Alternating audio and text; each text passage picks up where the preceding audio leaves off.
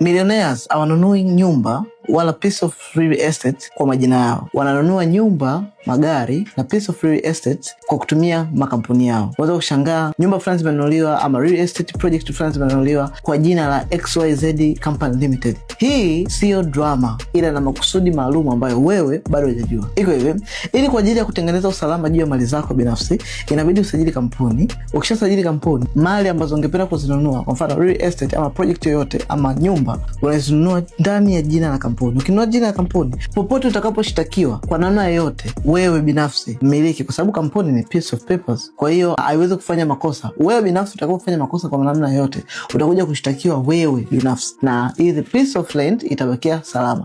Lakini vile vile unaponunua nyumba ama ardhi kwa kutumia kampuni yako, hii inakuongezea credit kwenye kampuni yako kwa kuweza kupata capital ama mikopo mikubwa kutoka kwenye taasisi za kifedha, kwa sababu hiyo real estate piece ama nyumba ama ardhi ulionayo iko chini ya jina la kampuni. Kwa kampuni yako itakuwa na access nzuri ya kuweza kupata mikopo. Lakini kingine, unaponunua nyumba na mtu kwa pamoja, ukinunua kwa jina la kampuni inakuwa rahisi, kwa sababu nyie wamiliki badala ya kuanza kuzozana hili ya nani, nyie mtaweza kugawana share. Yani kwamba wewe atakuwa 60% au 40%, then ikitokea inauzwa ama ikitokea inapelekwa sokoni, baada ya kuwa imeshaongezeka value thamani, nyie mgawani hela inayopatikana, nyie mnakuja kugawana share za kampuni ambazo zinapatikana.